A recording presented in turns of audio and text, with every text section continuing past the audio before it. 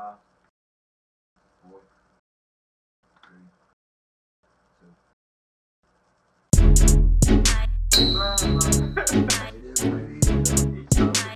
The Plain and Simple Wedding Show.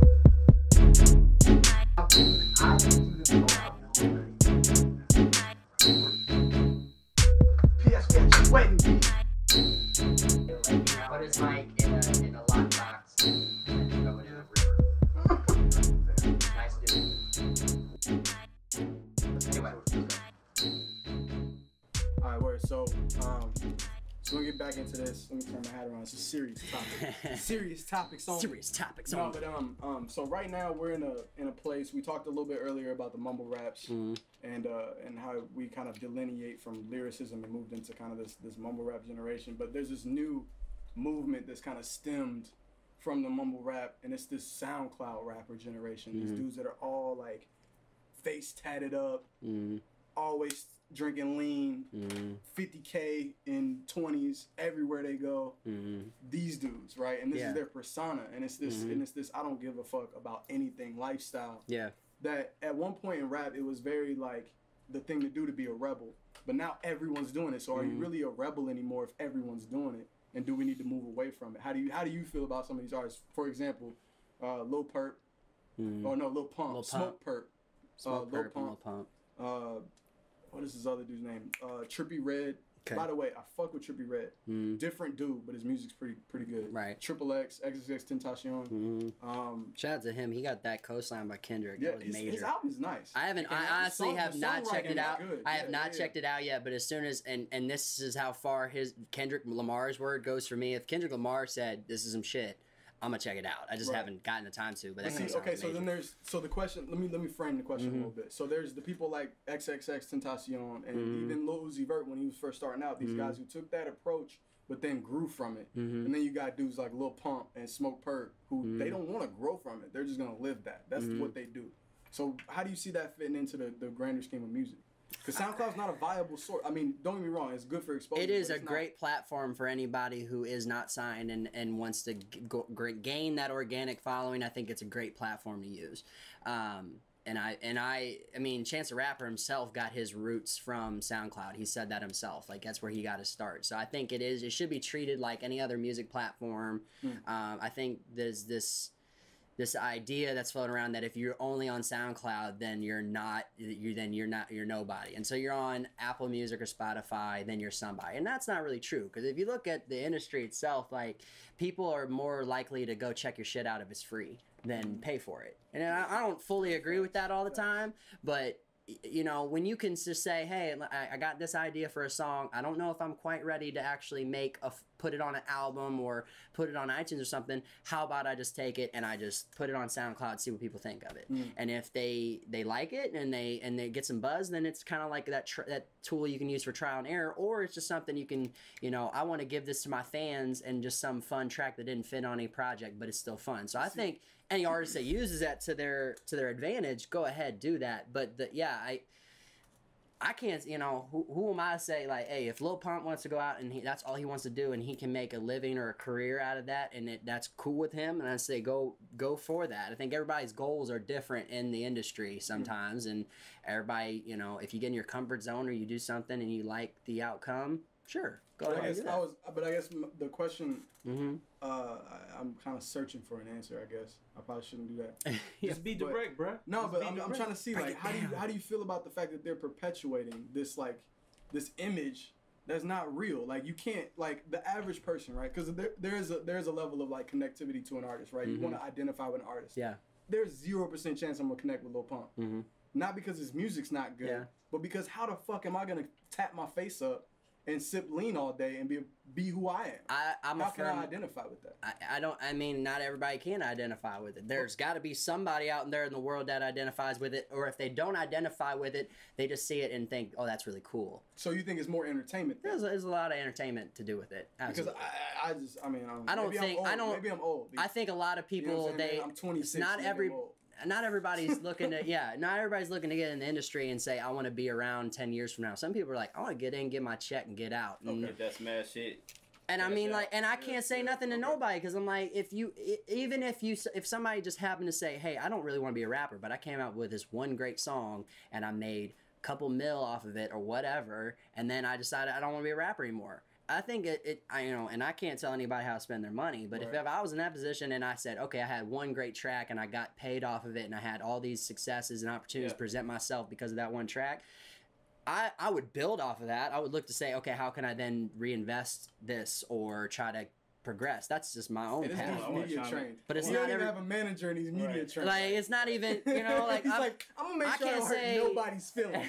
But all I'm saying is I can't say anything to anybody or how they want to do shit. I know I got my own goals and known things that I want to do. Bags up. But you know, by all means, get the bag. Like if that's what you want to do and that works for people, I always tell myself, I'm like, I would much rather if they gave me two options. They said, okay, we'll give you a quick deal. You'll have the #1 song in the country for like a year or something, and you know get nominated. All these things, get nominated for a Grammy, make a couple $1 million, whatever, and then nobody hears from you ever again after that. Or I make music like this, and I have a fan base that is solid and will always, anytime I do a show, they're always going to show up. Every time I put a body of work out, they're going to buy it or they're going to support it.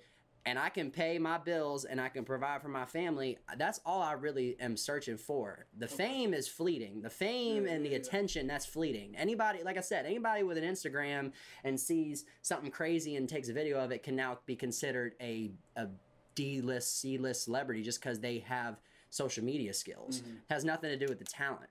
So, like, for me, I'm like, you know, get it how you live. Anybody you want to, you know, whoever, you know, to each his own. Do it, do you. Like, if that's what you want to do it. I just say, if I had those two choices, I would much rather just have a real organic fan base with people who actually really like my music, and I am proud of the music I put out. I didn't sell out or try to sell a song or sell an image. I just was doing me, and people appreciated that. I would much rather take that. I feel like the last two artists to really thrive off of the singles was Young M.A. With her track, and then Cardi B, like, exploded everywhere. Their careers exploded. Everywhere. Like, Cardi B was just doing, like, I guess promo at the Mayweather and McGregor fight. Like, she's taking that song and just getting all the money and just having fun with it, man. Like, I mean, it's not to say that's gonna be her only song. I really think she has more under her belt, but time always tells the people who are here for the long haul and the people who are here for that quick check. And so that's, I'm like, again, I could say what I think of this, that at the end of the day, like, if you can keep it going, like, if I'm being 100% honest, I didn't think that Migos or Ray Shremmerd would still be relevant right now. Totally honest. Like, I let it, when they first came out, I was like, okay, they got a couple nice singles. It's kind of catchy. I can see why people like it. And then fast forward, I really was like, can they reinvent themselves? They found ways to do that. They kept cranking out hits, keep making music that people love to listen to and like. And I have become a fan of theirs in that aspect. I listen to music that they put out. Would I say they're my favorite rappers? No. But I think, you know, if you find your lane, absolutely milk that for everything it's worth, and do you. Found his lane. He said there will always be room for him in music because there's always gonna be strippers. He makes his music for the strippers. It's honest. It's honest. Too Short. He's had that lane for a long time. Honest. And I mean, but does he still?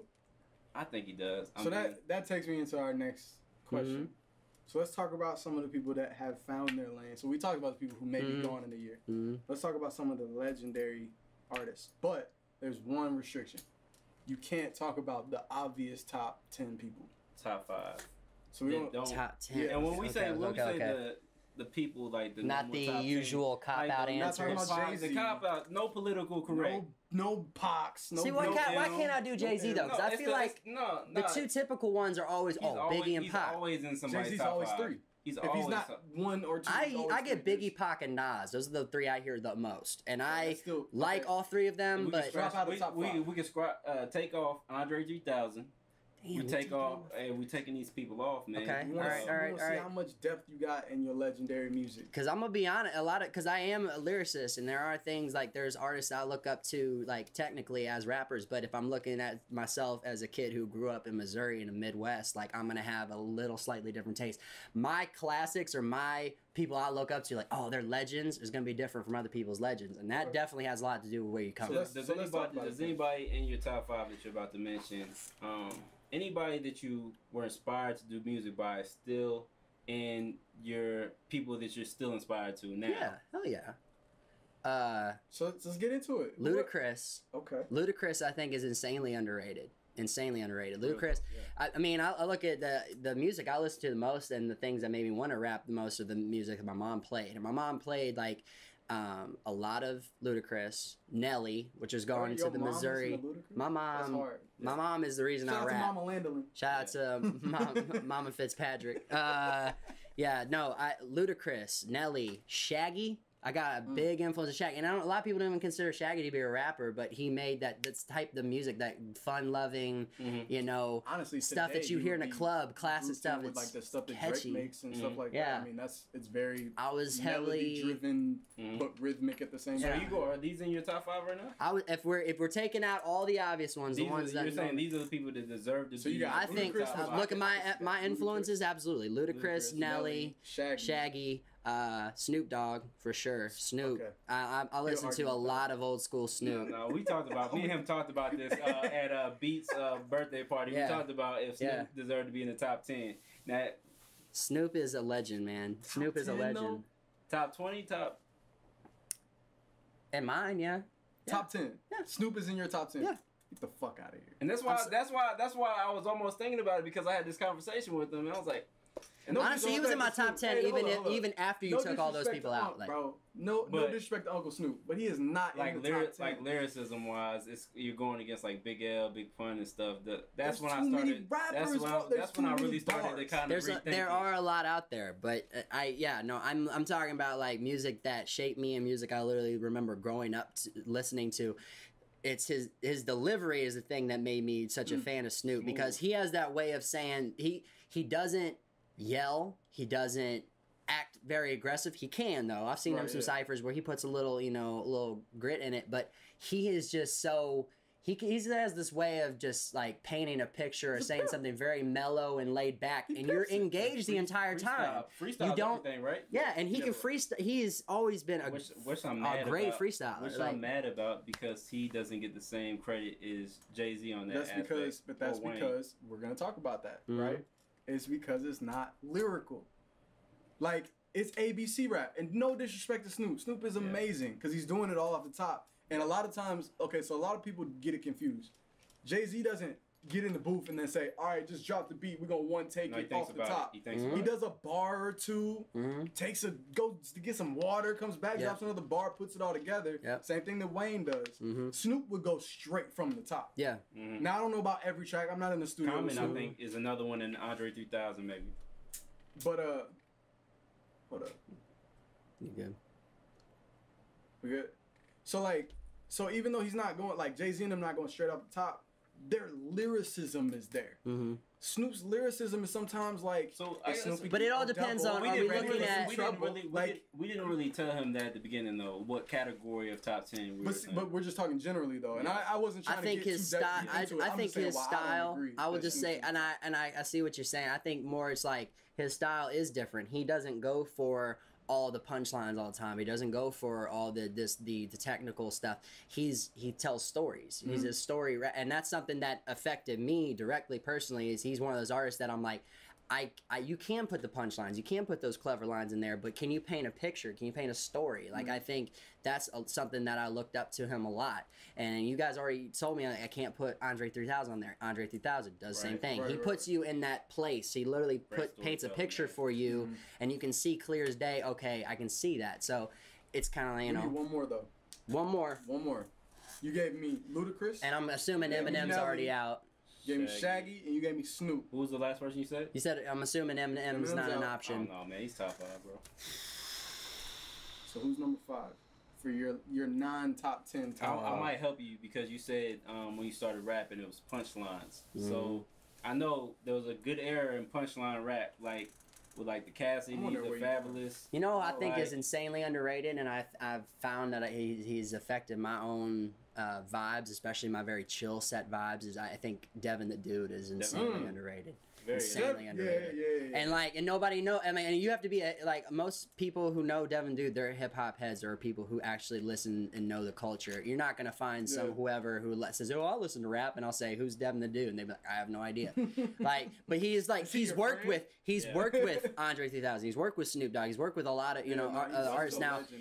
And I almost want to say like I don't even consider him a rapper, but I think above all of them, I think the person that my favorite hip hop figure is Dr. Dre, above all of it, because without Dr. Dre, there would have been so many things in hip hop that probably may not have happened the way they did, just purely because of him being him. If you had Dre in there, man, then that's the conversation. I know it get way. We ain't got time for that, but those are the people that at my core are people that. You know, I've listened to, grew up listening to. One topic left that I really wanted to talk about, and you talking about Dre does kind of segue it because Dre discovered M, and M is this the savior of white rap, right? Because he's white, but he is just a rapper. So explain that. So explain like what's the difference? Because the average person, like, is probably gonna look at M and be like, "Yo, white rapper," immediately, and not just rapper. Yeah. So what does that feel like? That stigma, that weight of being a white rapper. Like, what is the difference? Like, why is it not different? I mean, if we're being, I look at hip hop at its core and its essence, its origins. It is something that came out of black culture. There's no debate or argument about that. It is black culture that gave us this music. The essence of hip hop at its core, though, was all about being inclusive. If you were down for the culture and you're down for this music, you just love everything about it, from graffiti, DJing, MCing, breakdancing. I used to breakdance before I even started rapping. Like, and so it's like I looked at those core values of hip hop, and it was almost like if you just love the culture and it was very inclusive. So mainstream wise, Eminem paved a way for me and a lot of artists who happen to be white and want to rap. What about Vanilla Ice, bro? Vanilla Ice is cool too. Yes. Hey, come redo my house. I had a Vanilla Ice tape. I'm just saying, like, he laid. It was been, and Beastie Boys before Vanilla Ice. Let's talk about Beastie Boys. Beastie Boys are in my, are also one of the people I look up to. But yeah, it was for a long time. It was really just people who were black who were doing this, and then like artists like Eminem, artists like Beastie Boys showed that it's like, okay, this culture is for everybody if you come with it. You can't be garbage. You gotta bring it. Okay, so let's talk about that. I hate that. So you gotta come with it. So the stigma is, and I've faced this myself, is I either get more attention. I get more attention just because I am white, but it's two reactions. They're either expecting me to get on and bomb, and then they're gonna be like, oh, see, here's another, kid, another white boy trying to rap. Or they're going to pay attention to me and I get up and I do my thing, which I got confidence that they're going to like what I do, and people are blown away. They're like, I did not expect that to come out of you. Give me 16 real quick. Right now? Yeah, right now, man. Okay. Right now. Landalin a beast, nah. Landalin a monster. Landalin just trying to get the cheese with the pasta. Landalin a shooting as soon as he get on the roster. Landalin a rolling back to back like he a Rasta. Landalin a dog, nah. Landalin a black sheep in the backseat. Deuce up when you pass me. Know we got a lot of headband like a track meet. I'm headed to the pad, no maxi. Swear to God we got it like that. Y'all ain't really sick. Y'all ain't really got the vomit like that. I just got the top knot, then I lost that. See, I fucked it up. Stop. Hey, we gotta get this man in the booth. We're gonna get this man in the booth real quick. I had the man bun. It's gone now. For anybody, album cover. Check this out, man. It's plain and simple. Had the man Landalin come bless the mic real quick. We're gonna get him in the booth to do a freestyle session. If you haven't listened to it right now, check out 25/7. Yeah, and if you need that engineering that he's got, holla at your boy. No, I'm just playing. Crispy. But yeah, man, keep watching. We got some more coming for y'all. Real quick, we're gonna get him in the booth though, because we gotta catch that fire real fast. All right, so it's your boy Grammatic signing off. It's your boy Record Styles. Landalin. Peace.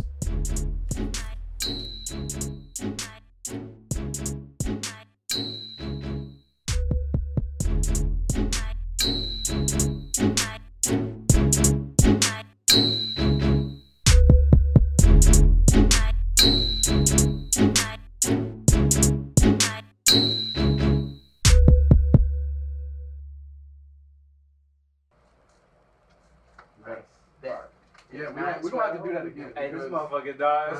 Shit was slipping. I was like,